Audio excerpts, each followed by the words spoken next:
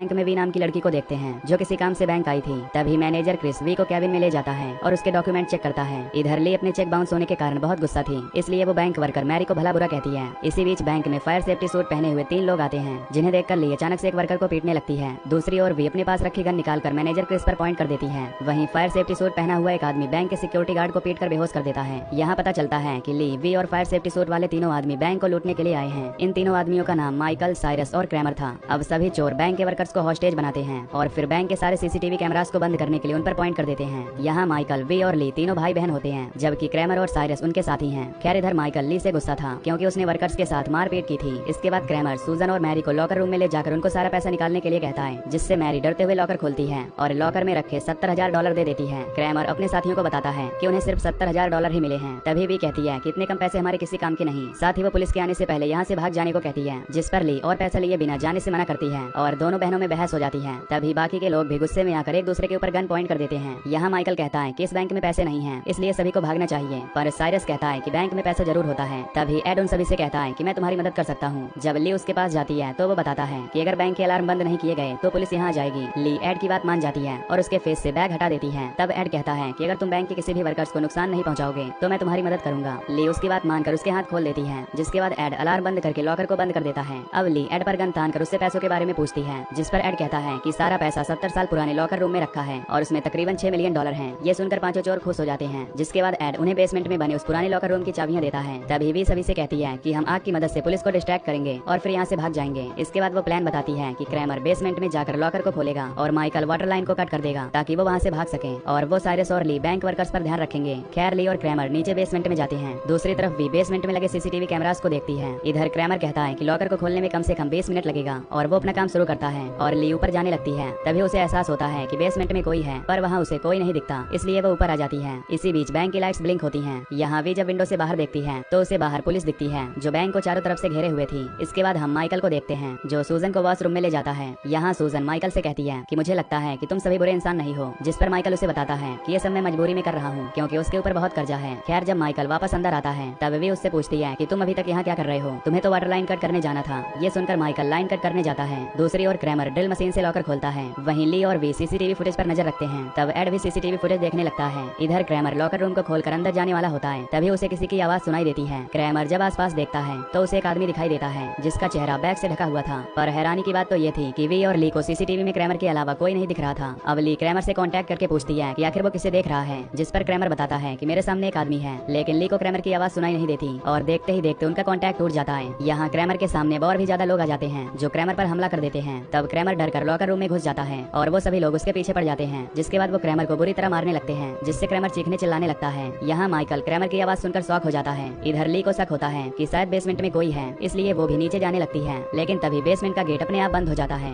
इसी बीच बैंक की lights blink होने लगती है और साइरस देखता है कि सभी हॉस्टेज के फेस पर ढके बैग्स अचानक से पुराने हो गए हैं। धीरे धीरे सभी हॉस्टेज उठने लगते हैं और साइरस पर हमला कर देते हैं, जिससे साइरस बुरी तरह चिल्लाने लगता है। साइरस की आवाज सुनकर भी जल्दी से उसके पास जाती है। दूसरी ओर ली बेसमेंट वाले गेट पर शूट करके उसे खोलती है और बेसमेंट में जाती है। जब वे अंदर जाती है तो उसे वहाँ सिर्फ हॉस्टेज दिखाई देते हैं और साइरस वहाँ से गायब हो चुका था। इसी दौरान माइकल क्रैमर के पास जाता है, जहाँ क्रैमर काफी घायल और बेहोश पड़ा हुआ था। तभी अचानक क्रैमर ड्रिल मशीन उठाता है और अपने सिर पर चलाकर सुसाइड कर लेता है। ये देखकर माइकल घबरा जाता है और तुरंत वहाँ से भाग जाता है। तभी ली माइकल से कांटेक्ट करने की कोशिश करती है, पर उनका कांटेक्ट नहीं हो पाता। यहाँ वी को कुछ समझ नहीं आ रहा था कि आखिर इस बैंक में क्या हो रहा था, इसलिए वो एड से इस बारे में पूछती है, जिस पर एड कहता है कि उसे इस बारे में कुछ भी नहीं पता है। इसी बीच बैंक का फोन रिंग होता है, जिसे वी पिकअप करती है। फोन पर ऑफिसर टॉम वी से पूछते हैं कि बैंक के सभी लोग सही सलामत हैं या नहीं। साथ ही वो वी को भागने का ऑफर देते हुए उन्हें अरेस्ट न करने को कहता है, जिस पर वी कहती है कि अगर उसे और उसके साथियों को किसी ने भी नुकसान पहुंचाया तो वो हॉस्टेज को भी नुकसान पहुंचाएगी। जिसके बाद वी को एड से पूछने पर पता चलता है कि सूजन यहाँ की हेड टेलर है, इसलिए वी सूजन के पास जाती है और उससे पूछती है कि क्या तुमने पुलिस को कॉल किया था, जिस पर सूजन मना करती है, लेकिन वी को उस पर डाउट होता है क्योंकि पुलिस को अंदर के हालात के बारे में सब कुछ पता चल गया था। यहाँ सूजन वी को चौंका देने वाली बात बताती है कि बेसमेंट में ऐसा कुछ है जिसके बारे में किसी को कुछ पता नहीं है। साथ ही वो 1982 के एक इंसिडेंट के बारे में बताती है, जिसमें एक आदमी जब इस बैंक को लूटने आया था तब किसी वर्कर ने पुलिस को इन्फॉर्म कर दिया था, जिससे उस चोर को गुस्सा आ गया और फिर वर्कर्स को हॉस्टेज बनाकर उन्हें टॉर्चर करने लगा। उस चोर ने कई दिनों तक वर्कर्स को खाना पानी नहीं दिया और जब पुलिस ने उस चोर की डिमांड पर उसे कार नहीं दी और उस चोर ने सभी हॉस्टेज को एक दूसरे से शूट करवाकर मारना शुरू कर दिया। जिसके बाद वो सभी मरे हुए हॉस्टेज की बॉडी और बचे हुए लोगों को बेसमेंट वाले लॉकर रूम में ले गया, जहाँ उसने बचे हुए लोगों को जिंदा जला दिया, पर आज तक उस चोर को पुलिस नहीं पकड़ पाई। सूजन कहती है कि तब से ही बेसमेंट में उन वर्कर्स की आत्माएं भटक रही हैं और अगर तुम्हें विश्वास ना हो तो तुम बेसमेंट में गए तुम्हारे साथियों से इस बारे में पूछ सकती हो। लेकिन वी को सूजन की बातों पर विश्वास नहीं होता और वो गुस्से में आकर सूजन को आग से नुकसान पहुंचाने लगती है, जिस दौरान माइकल वहां जाता है और वी सूजन को नुकसान नहीं पहुंचा पाती।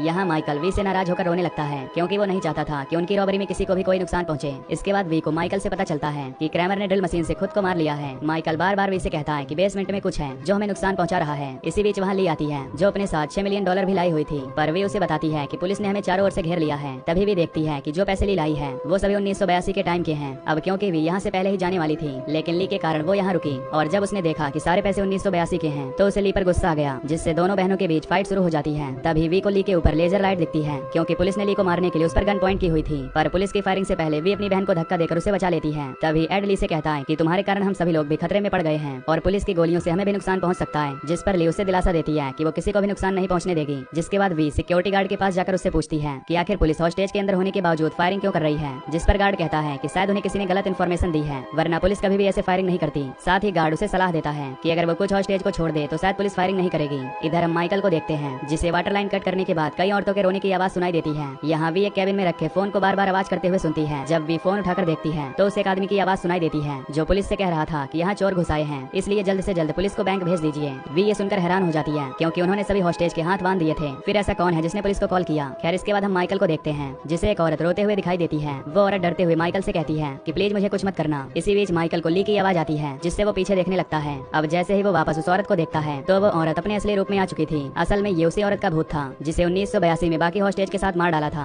माइकल बुरी तरह डर चुका था और डर कर वो वहाँ से भागता है। यहाँ भी ऑफिसर टॉम से फोन पर पूछती है कि आखिर उन्होंने फायरिंग क्यों की, जिस पर टॉम कहता है कि हम किसी को नुकसान पहुंचाना नहीं चाहते थे, बस हमें लगा कि शायद तुमने किसी को नुकसान पहुंचाया है। इस बात पर भी ऑफिसर से कहती है कि वो एक हॉस्टेज को छोड़ देगी और वादे के मुताबिक ऑफिसर को भी उन्हें बिना नुकसान पहुंचाए यहाँ से जाने देना होगा। जिसके बाद भी एक हॉस्टेज को छोड़ देती है और धमकी देती है कि दोबारा फायरिंग हुई तो वो बचे हुए हॉस्टेज को मार देगी। खैर, भी अंदर जाती है और कैबिन में रखे उस फोन को दोबारा सुनने लगती है जहाँ एक आदमी पुलिस को अंदर की इन्फॉर्मेशन दे रहा होता है। इधर माइकल बेसमेंट में पेट्रोल छिड़कने लगता है और जब ली उसके पास आती है तब वो उससे वाटर लाइन द्वारा भागने के लिए कहता है, इसलिए ली वहाँ से चली जाती है और माइकल पेट्रोल में आग लगा देता है जिससे बैंक के फायर अलार्म बजने लगते हैं। तब एड वी से कहता है कि पुलिस आने वाली है, इसलिए तुम्हें यहाँ से भाग जाना चाहिए। खैर, वी भागने से पहले एड के हाथों को खोल देती है और पैसों का बैग लेकर बेसमेंट में आ जाती है। इधर एड जल्दी से गार्ड के हाथों को खोलता है और पुलिस भी वहाँ जाती है। इसके बाद वी जब वाटर लाइन से भागने वाली होती है तब उसे माइकल के चिल्लाने की आवाज सुनाई देती है। वी उसकी आवाज को फॉलो करते हुए पुराने लॉकर रूम में पहुंच जाती है जहाँ उसे सभी वर्कर्स की आत्माएं दिखाई देती हैं। तभी अचानक लॉकर का गेट बंद होने लगता है। ये देख माइकल गेट को पकड़ लेता है और वी को अपने साथ लेकर भागने लगता है, पर वो सभी आत्माएं उनका पीछा नहीं छोड़ती,